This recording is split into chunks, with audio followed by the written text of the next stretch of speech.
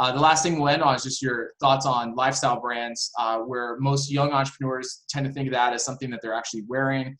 You've done a great job of discovering that a lifestyle brand could be any type of channel, right? You guys have chosen the events. It could be through blogs, could be through videos. The point is you're changing the way people live their lifestyle, and you've chosen to do that through events instead of apparel anymore. So thank you so much, and appreciate all the tips.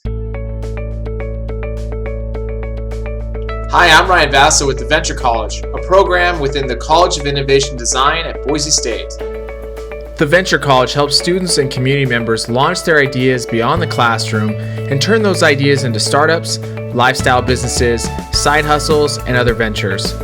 With the COVID-19 situation, we know that more and more people in our community and throughout Idaho, beyond just students, will be looking for ways to generate extra income. That's why we've started the Side Hustle series. We will be talking to successful entrepreneurs about starting and growing side hustles that can be done from just about anywhere in the world. If you're interested in learning more or need some help, contact us at venturecollege@boisestate.edu or go to our website to learn more. Also, watch out for our social media accounts for the next installments of the Side Hustle series. All right, everyone, this is part 2 with Dallas Crum. Dallas is such an expert in so many areas. We had to have a second interview. Dallas, going back to our Venture College days, you launched Vivid Roots, which is more of a lifestyle brand, apparel. Briefly kind of tell us about the background of Vivid Roots. Sure. So I was, just like a lot of people, wanted to live the lifestyle, represent the lifestyle, what we have for Vivid Roots, which is really this outdoor kind of loving life, living adventurously, and then also giving back. So helping people in need. That was the idea. That's the idea we came to Venture College with. And our idea to monetize that was basically sell t-shirts and apparel. And so every year, Venture College usually gets 2 or 3 students that are very adamant, like I'm going to build a lifestyle brand. We see it on Shark Tank all the time, right? Like almost every other episode is somebody trying to launch a new lifestyle brand. So you've kind of gone through it. You've seen the pluses and minuses. Share us a couple of tips. Like what are some of the things that were great and that worked, and other things you're like, avoid this because this was really hard. You don't have to go through that same pain. Absolutely. Sure. So I think the number one thing that we had going for us was our cause. Every time you bought something from us, we'd help provide access to clean water for someone in need. Therefore, if you bought it, you'd help provide clean water. So that was our kind of key differentiator, our key value proposition there. And that was really helpful to kind of get us going and at least people hear us out. But the big challenge is with lifestyle brands and things like that, there's a lot of education, a lot of media that needs to be involved to kind of build that up. And it is quite the process to acquire a customer because of how much education and things that you need to showcase and make people feel in order to want to be a part of what you're doing. And yeah, because you talked about how you built your brand up to over 60,000 followers.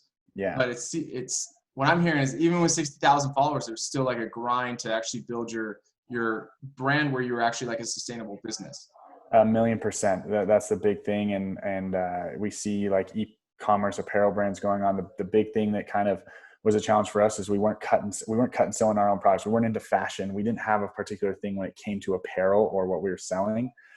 We found out that sincere expertise and that sincere kind of like desire and excitement towards the fashion side of things was super crucial, because people that care about apparel care about certain things.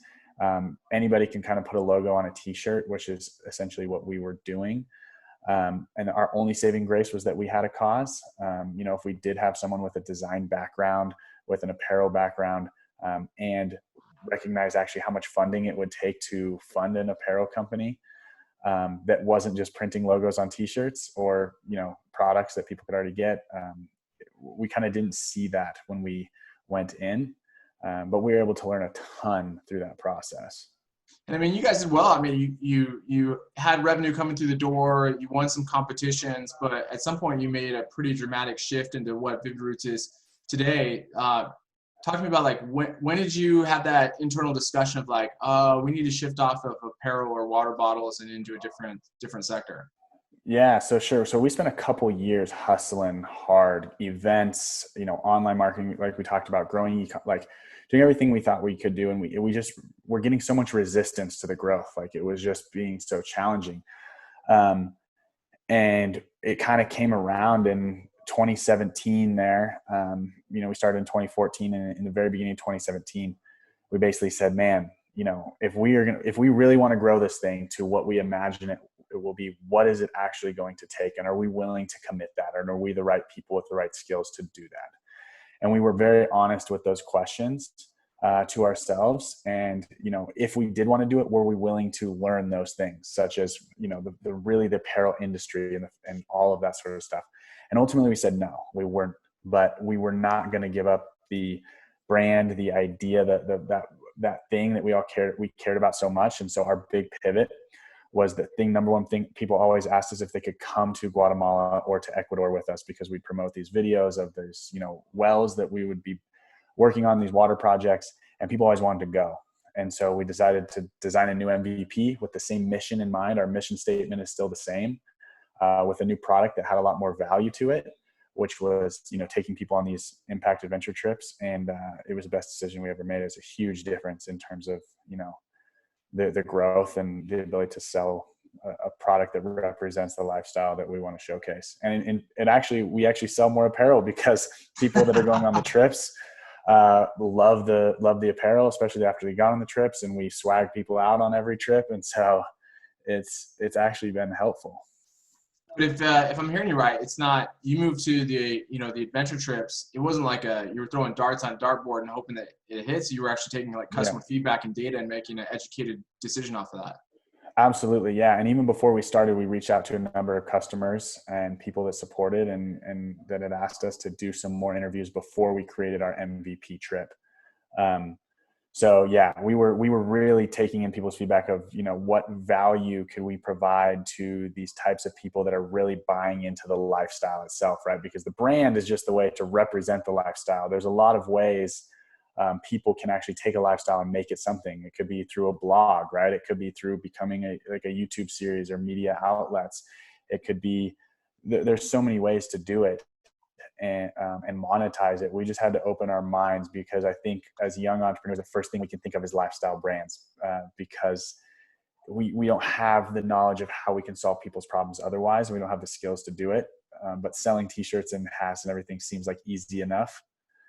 But my big note is, if you're going to do it, have a sincere value proposition. Have a value proposition that moves people to action. Beyond just your lifestyle perspective. Your apparel has to have that, like or your product or whatever it is, it has to have a sincere value proposition that moves people to action. Just to clarify, you started out by saying like find a good cause. Do you think there's a difference between finding like a good cause and having a good value proposition? Like, are those two different, or?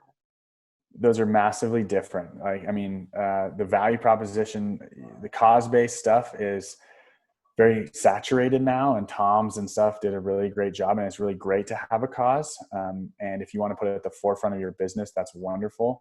But even with that, inherently consumers are selfish, and they need to get something out of it for them, for things to grow, at least from our experience and our research.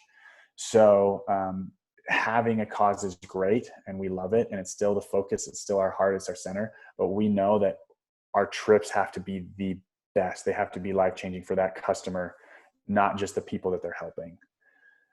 Same thing with, the shirts and whatever. Yeah, that makes sense. It's almost like double duty. Like you gotta give them an actual really good product, whether it's physical or an event, plus have a good cause on top of that. Yeah, that needs to be primary. First thing is value proposition. Secondarily is the cause. Okay, and great. Hopefully they can work together. Awesome. Well, in summary, Dallas, thanks so much for those tips. In summary, just like you said, if you're going to launch a lifestyle brand, first of all, you have to have a really, really good quality product and or event, and then followed up with a good cause. Don't do the reverse. Don't think people are going to buy your stuff just because there's a good cause, because that's really oversaturated, and there's a lot of good causes out there, and so you just kind of get lost in the mix. Another good tip you said is if you're going to go the product route, t-shirts, hats, etc., start with like a really good in-house designer. Like you have to love apparel, and then you can move that into a brand. Don't start with like a brand idea and then like throw a logo on a t-shirt and expect really movement to happen. and just be acknowledged that if you're going to go in the apparel space, there needs to be a lot of funding behind you. And at some point you have to do a gut check and say, are we actually moving the needle? You guys did a great job of putting in years and years worth of good effort and then having a really honest conversation with yourself of asking, is this worth it to keep going, or do we need to pivot? And you decide to pivot. So the last thing we'll end on is just your thoughts on lifestyle brands, where most young entrepreneurs tend to think of that as something that they're actually wearing. You've done a great job of discovering that a lifestyle brand could be any type of channel, right? You guys have chosen the events. It could be through blogs, it could be through videos. The point is you're changing the way people live their lifestyle, and you've chosen to do that through events instead of apparel anymore. So thank you so much, and appreciate all the tips. Absolutely. If you wouldn't mind, I have one last thing for all these people, because I don't want to be I don't want to say that, this is, if someone has an idea for a lifestyle brand, don't give up on it. I would just finish with that. There's that message sort of, we talked a lot of tactical things, but the biggest thing that we did is we never gave up. And I promise you, is changed the course of my life with this idea. Even though, the apparel thing blew up, we had 14 people get our logo tattooed on their body last year. Right. And we've had notes of people changing their lives because of this idea that we believed in. Sincerely, like huge significant changes. And it was all because we didn't give up on what the core mission is. So the big idea is like, never give up on why you started that lifestyle brand and what the start is, just the channel at which you deliver it. Be super thoughtful and make sure it's valuable. Awesome. Thanks, Dallas. You have a great day. You got it, man. Thanks for listening. While you're waiting for the next episode, feel free to contact us or follow us on social media.